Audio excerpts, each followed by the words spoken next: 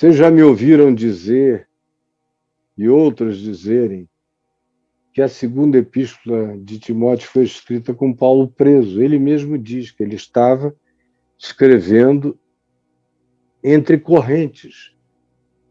Com frio, ele descreve a situação, as circunstâncias, no capítulo 4, abandonado por gente que o traiu e deixou a fé, outros que eram companheiros e disseram, não, está ficando radical demais, eu vou embora.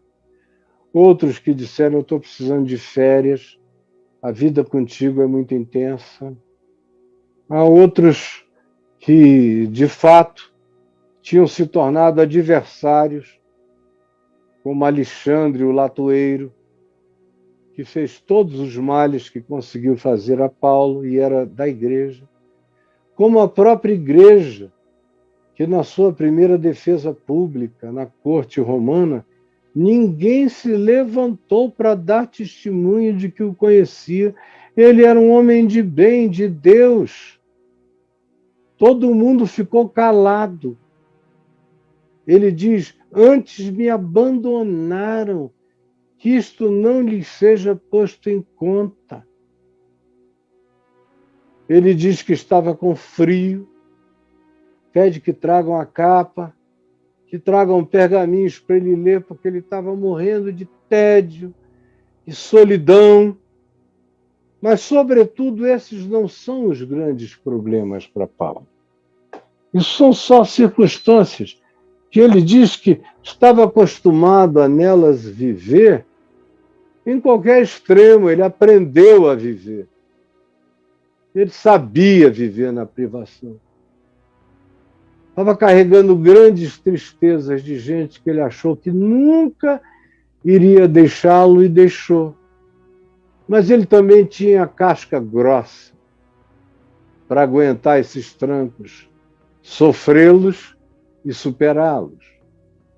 Mas a grande preocupação dele não é com ele, nem com as privações, nem com as circunstâncias, nada disso. A grande aflição de Paulo é com a apostasia. É com os que estão deixando a fé. E com a quantidade de gente que tinha se intrometido. Gente perniciosa, como ele cita alguns deles aqui, que subvertiam, que destruíam as convicções do Evangelho, que promoviam falatórios inúteis, profanos, que levavam as pessoas de impiedade cada vez maior, que usavam uma linguagem que corroía, que destruía, que contaminava, como um câncer oral, verbal, entrando na alma, na mente, na psique, no espírito e nas práticas das pessoas. Aí ele menciona, dentre os quais, Himeneu e Fileto. Tem que chamar pelo nome.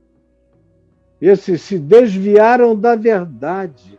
Já tinham sido da verdade, agora estão relativizando a volta de Jesus e a ressurreição, dizendo a ressurreição dos mortos já aconteceu. O que Paulo está dizendo é uma promessa falsa. Isso aconteceu lá quando Jesus ressuscitou dos mortos, ou quando ele gritou na cruz e os corpos dos mortos que dormiam ressuscitaram e entraram na Cidade Santa. Qualquer argumento que eles quisessem, mas eles distraíam as pessoas sobre a conclusão do Evangelho, porque um Evangelho sem ressurreição, conclusivamente salvadora, e sem Cristo assentado acima de todo principado e poder, e que voltará, é corrupção daquilo que é a âncora da nossa vida e da nossa esperança. Aí ele diz como ele está preocupado com esses que estão enchendo a consciência da comunidade de outros valores, de outros significados, sutilmente, e que corrompiam a natureza daquelas pessoas, e que só as levavam a erros cada vez maiores, e também a paixões viciadas e variadas.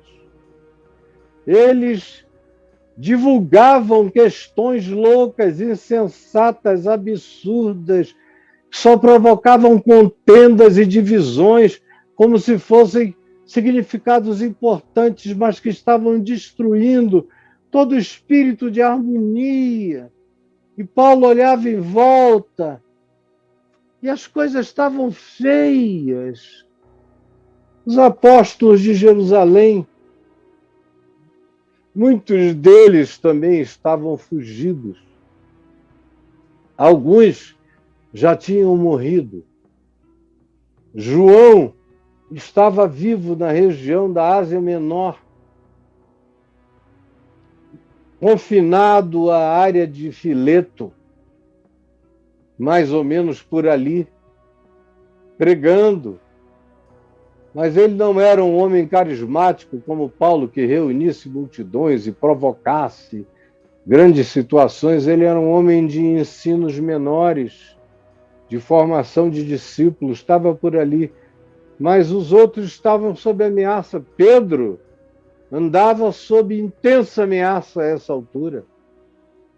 E a igreja de Jerusalém já não contava com os favores que eles tinham tido no início. Depois dos primeiros 8 anos, eles passaram a ter muitos favores dos sacerdotes, do status quo judaico. Agora, Paulo, já beirando os 62, 63, em pleno governo de Nero, esses favores todos tinham cessado. E os rigores da perseguição estavam chegando. E a angústia de Paulo é o que vai acontecer. Eu estou para morrer, como ele diz aqui no capítulo 4, os dias da minha partida são chegados.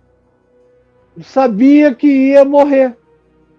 E quando você tem a impressão de que está para morrer e tem uma mensagem absoluta para contar, você quer contar, você quer falar. Você quer criar discípulos. Você não quer deixar aquilo morrer. Até em família, assim, a gente escreve testamentos. Eu não tenho nada, nem a Adriana, mas a gente está escrevendo um testamento familiar relacional. É um testamento para estimular todos os nossos filhos e netos a manterem a herança que eles receberam do nosso amor em convívio contínuo uns com os outros, conforme eles têm demonstrado até o dia de hoje, que depois que a gente for, eles não deixem acabar nada. Não temos prata nem ouro, mas o que temos nós damos é amor, é carinho, é comunhão, é respeito, é reverência uns pelos outros, é desejo de cuidar uns dos outros. Essa é a minha herança, é isso que eu posso deixar com a minha mulher. Mas quando você pensa que você tem uma coisa tão importante como isso que a minha mulher e eu construímos com os nossos filhos, a gente quer deixar um testamento relacional. Não se esqueçam. Recordem-se. Lembrem-se.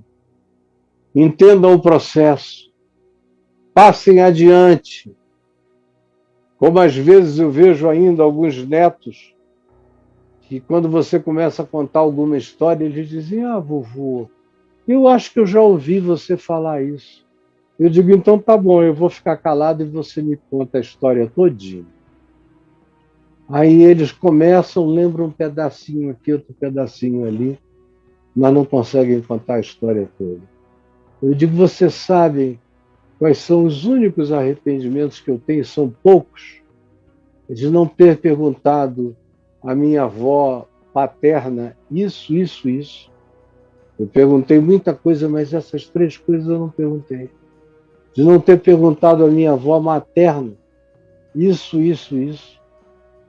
Ontem mesmo eu ia subindo aqui a escada com a Adriana à noite e pensei, vou ligar para o papai e perguntar isso. Como eu fazia sempre que eu tinha curiosidade por alguma história da família. Aí eu me lembrei que o papai já está nos céus, mas vocês vejam como ele habita a minha vida tão proximamente. Vou perguntar ao papai. É o testamento. O testamento que Paulo tinha era esse, era o evangelho. O evangelho puro, o evangelho límpido, da fonte mais cristalina de Cristo Jesus. É isso que ele tem para deixar. É só isso. Eu aqui com vocês também só tenho isso a deixar. Estímulo do evangelho à relacionalidade. E a lembrança das coisas fundamentais. Paulo, aqui no capítulo 2, ele inicia dizendo para Timóteo, fica forte no evangelho.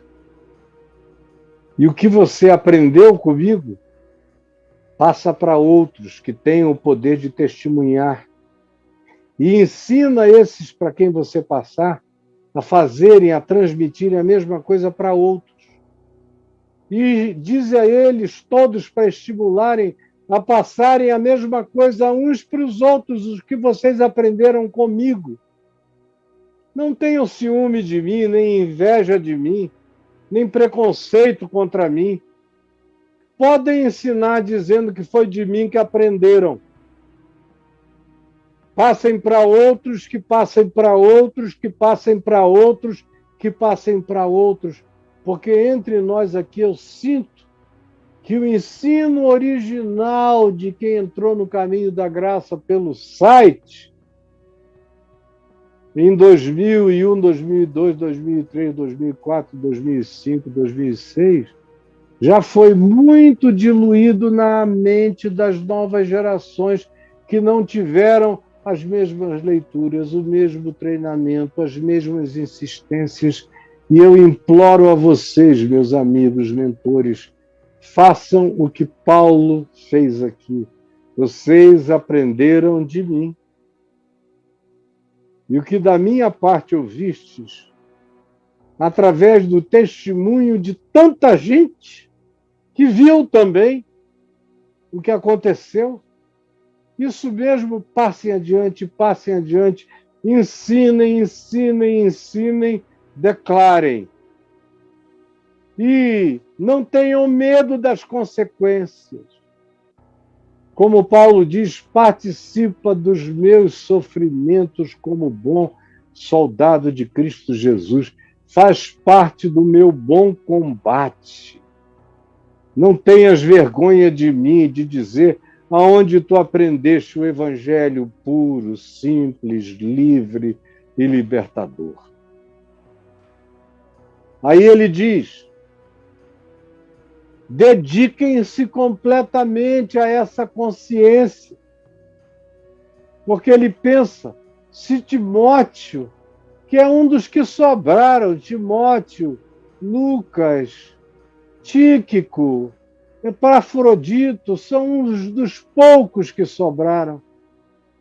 Não fizerem isso, não praticarem assim, não tiverem essa coragem, essa ousadia, esse destemor, isso vai morrer. E o que vai prevalecer é o ensino de Himeneu e Fileto, com todas as suas loucuras, com todas as diminuições e aleijões do Evangelho e com todos os acréscimos que negam o Evangelho, que declaram que o Evangelho não era completo. Eu conto contigo, Timóteo. E aí ele chama Timóteo para um compromisso de um soldado. Nenhum soldado em serviço se envolve em negócios desta vida. Não dá para servir o exército, e aqui ele está pensando no exército romano, que era o que estava presente ali. Nenhum soldado romano, com a disciplina romana, com as hierarquias romanas, tem tempo para virar carpinteiro, marceneiro, negociante, pedreiro, nada. Ele diz, se eles não tiverem atenção total, dedicação absoluta ao chamado deles, se eles se envolverem com outras desatenções e outros negócios, essa guerra está perdida. Se vocês não derem prioridade absoluta à guerra que se está travando pela alma humana, pela mente humana, pela eternidade humana nesta geração, a causa está perdida. Se cada um aqui não virar um soldado com coragem de viver os mesmos sofrimentos, as mesmas injúrias, as mesmas aflições, as mesmas negações, as mesmas rejeições, os mesmos pudores de pessoas educadas que dizem que te amam, mas não querem aparecer com você de jeito nenhum. Se vocês não tiverem coragem de encarar essas circunstâncias, o que há de genuíno aqui vai acabar. Como o que houve de ensino está se diluindo, eu quero muito que todos vocês, mentores, peguem outra vez um só caminho, o caminho do discípulo, todo o material original que o Edivan tem aí e que já fez parte do treinamento dos mentores para poderem mentorar e ensinar os grupos nas estações e terem a coragem de repetir de novo, de novo e de novo para entrar. Vocês sabem aqui por que nós somos uma estação? Ao invés de nos chamarmos igreja? A maioria esqueceu, já não sabe mais. No início, todo mundo sabia. Agora, já nem todos sabem. Parece só uma idiosincrasia, um capricho, chamar essa reunião de estação. Mas a maioria esqueceu um monte de coisas básicas. Sabem por que nós nos chamamos caminho da graça ou os do caminho? Rodrigo está dizendo aqui que sim. Muitos sabem, mas muitos já não sabem. A gente precisa, como Paulo, pedir a Timóteo que repita tudo outra vez. E que isso percorra as próximas gerações. E que todos sejam ensinados a aguentar e participar dos sofrimentos como soldados engajados do reino do Evangelho de Deus. Aí ele prossegue e diz, igualmente, o que evoca o contexto antecedente e introduz uma nova ilustração, ele diz, igualmente, o atleta não é coroado, não ganha, não atinge o objetivo, se ele não se entregar às normas, se ele não se entregar às condições. As normas aqui são o Evangelho. Não é nenhum tipo de disciplina de coach, nem de doutrina religiosa, é a vida no Evangelho. É o que nós, soldados de Cristo Jesus e atletas de Cristo, de Jesus, praticamos. É a prática do Evangelho. Exercita-te na piedade. É o que Paulo diz a Timóteo, exercita-te na piedade. Que você seja um atleta da piedade, um Olimpíada, um maratonista da piedade. Saindo para se exercitar todo dia, como tem gente aqui que sai para correr, ou sai para a academia para se exercitar. Por que que você não se exercita na prática, não se exercita na prática da piedade, do amor, da compaixão, da relação? É o que Paulo diz, é segundo as normas. As normas são essas. São as normas do amor. Seja atleta da prática do amor de Deus, segundo o Evangelho. Aí ele evoca uma outra ilustração, que é do lavrador, que trabalha com uma paciência enorme. Planta, planta, planta, o vento arranca, a chuva atrapalha quando é fora da hora, ele limpa, faz o suco, planta outra vez, espera, nem sempre dá certo, mas quando dá, ele colhe os frutos. Paulo diz, ele trabalha e deve ser o primeiro a participar dos frutos. O que ele está dizendo é dedique-se, porque tem recompensa. As pessoas vão te amar, as pessoas vão reconhecer a tua lavradura, o teu trabalho, as tuas obras, o teu esforço, a tua dignidade, e elas vão te honrar, vão te socorrer, vão te remunerar pelo trabalho espontâneo da dedicação da tua vida. Eles serão amparo também a você.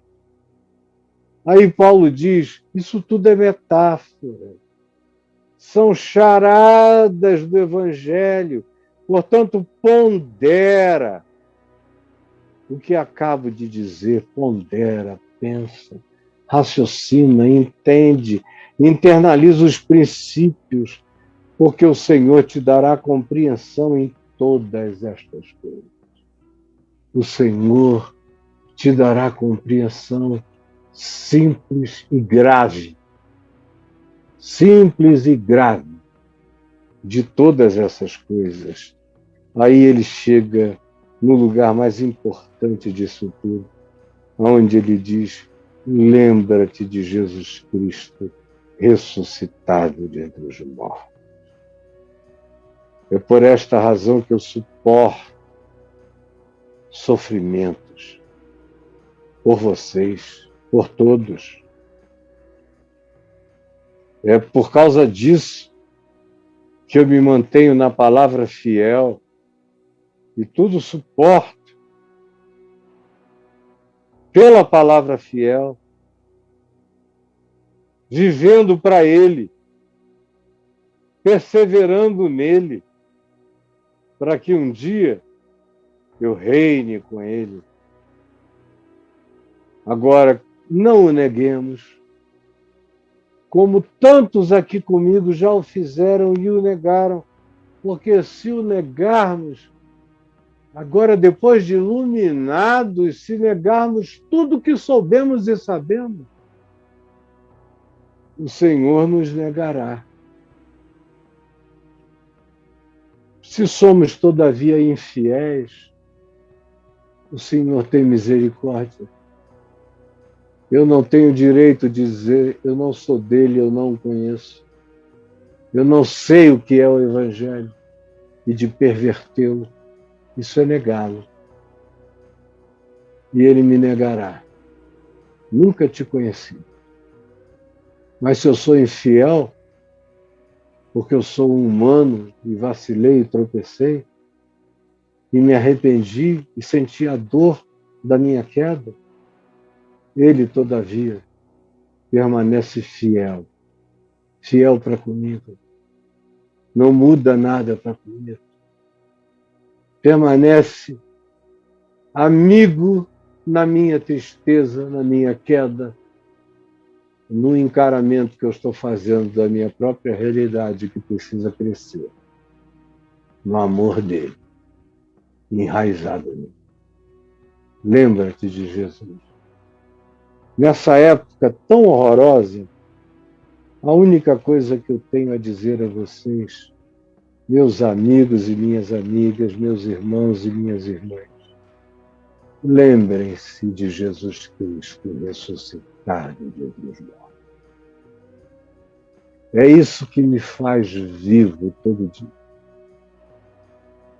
Eu me levanto, sento na minha cama, já começo as minhas orações na cama, sentado, levanto, vou para o banheiro orando,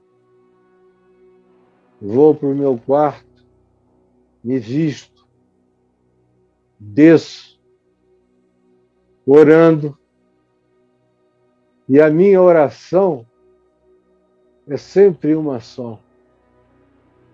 Eu me lembro de tudo que me lembro e de tudo pelo que preciso orar, dizendo a mim mesmo, eu oro porque eu creio em Jesus ressuscitado de entre os mortos, segundo o Evangelho. Tudo que eu faço dizendo eu farei, porque eu creio em Jesus Cristo ressuscitado, segundo o Evangelho. Eu venho aqui frequentemente, tendo respondido tanta gente antes de vir, com a minha mente tomada das dores que eu ouvi por último, e sento aqui, o Braulio está aí ele me pede o texto,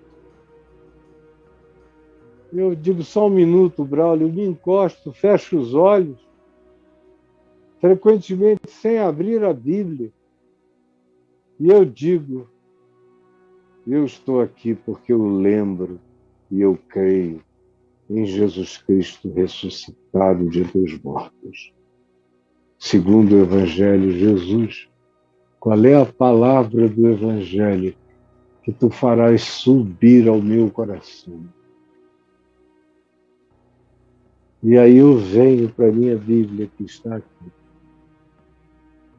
E aí, às vezes, o simples ato de chegar aqui já vai me lembrando. O que me disseram lá embaixo evoca um texto. As orações que me pediram no WhatsApp antes de eu subir me dão um tema, uma referência. Às vezes, uma música que alguém me enviou e que eu ouvi no café da manhã antes de vir para cá, me engravida de um sentimento e eu, por causa dele, imagino a quantidade enorme de pessoas que precisam ouvir algo que lhes faça bem, como foi bom ouvir o que eu ouvi naquele instante. E aí a Escritura salta, o Novo Testamento vira palavra projetada em fogo, algo inexcusável, que já vai sendo escrito em mim e me dando alegria.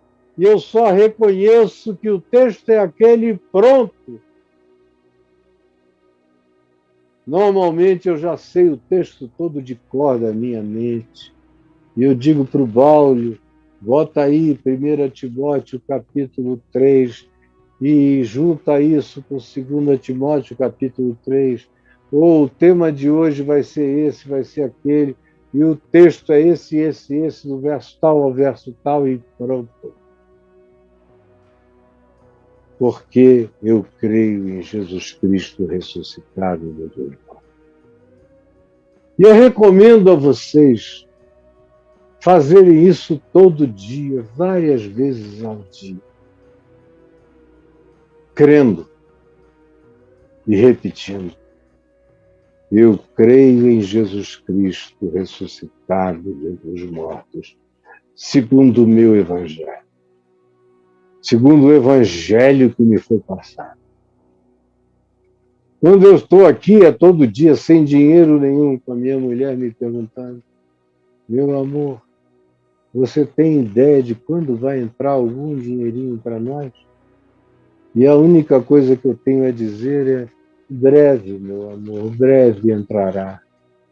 E no meu coração eu digo, eu creio, porque eu creio em Jesus Cristo ressuscitado de entre os mortos, que é o provedor da minha vida. E aí chega de onde a gente não esperava. Chega como a gente não aguardava. Alguém me fala do desespero de uma morte certa. E eu digo, calma, calma, calma. Eu não posso te garantir que essa pessoa vai viver, mas eu sei que se você crer em Jesus Cristo ressuscitado de entre os mortos, ela não vai morrer. Porque se ela viver, ela vai viver na ressurreição de Cristo. E se ela morrer, ela vai entrar na ressurreição em Cristo. Então, quer pois ela morra ou ela viva, ela já está ressuscitada e glorificada em Cristo Jesus. Disso eu sei porque eu creio em Jesus Cristo ressuscitado de entre os mortos. Como se um dia chegar alguém, como já disseram no passado que eu estava com câncer, se voltarem e comprovarem que eu estou com um câncer horroroso, eu vou dizer, eu creio e eu sei de Jesus Cristo ressuscitado de entre os mortos, segundo o Evangelho, e sei que eu estou para além da morte. A morte agora é um bônus. É só um roteiro de passagem. Aí quando eu vejo essa apostasia para todo lado, meu Deus, quanta apostasia, quanta loucura, quanto ódio, quanta intolerância, quanto cumprimento profético existencial acerca da maldade, da inafetividade, da implacabilidade, da facciosidade, da inveja, da falta de afeto de filhos por pais e de pais por filhos, de todos os apocalipses emocionais e existenciais que já estão presentes aqui entre nós por todo o desvalor da vida humana, e como se não bastasse isso, ainda tem uma quantidade brutal de sinais de todos os lados do mundo e da terra e das circunstâncias e dos aferimentos naturais que são todos contra a salubridade e a manutenção do planeta, a crise ambiental, a crise de biomas, o perigo da savanização da Amazônia e das florestas, o perigo de que o eixo tropical se desloque para o centro dos Estados Unidos antes do final do século XXI. Uma quantidade enorme, os mares subindo, como serão as vidas dos meus netos e dos meus bisnetos e dos meus filhos, que viverão ainda os próximos 40 anos ou 50 anos, que chegarão perto do final do século, e os meus netos que virarão este século. Como será a vida então? Que desgraça! Que vampirismo! Que mundo de Walking Dead! Que apocalipse de vampiros! É para isso que eu estou tentando preparar meus filhos e meus netos e vocês. E quem vem aqui ao Papo de Graça todo dia, que são milhares de pessoas, e assistem, como o Braulio me disse outro dia, só nesse mês, que foi um mês fraco aqui de internet para nós, a gente sabe medir, nós já alcançamos 2 milhões de seres humanos num mês fraco. A minha preocupação é essa. Semana passada eu só falei de apostasia a semana inteira.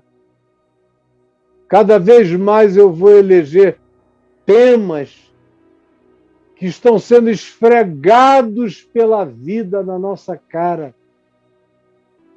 É por isso que eu não consigo deixar de falar do que está acontecendo do ponto de vista nacional nesse país, e tem gente que gostaria que eu ficasse em silêncio. Eu até que silencio o máximo que eu posso, mas há ocasiões que a minha alma se convulsiona, como disse o profeta Jeremias, dizendo: eu digo para mim mesmo, fica calado, silêncio, não digas nada, porque toda vez que tu abres a boca, tu clamas contra a violência, contra a destruição, contra o desamor, e tu és perseguido. E às vezes eu tento calar a boca, mas eu não aguento, eu sou arrombado de dentro para fora e preciso falar.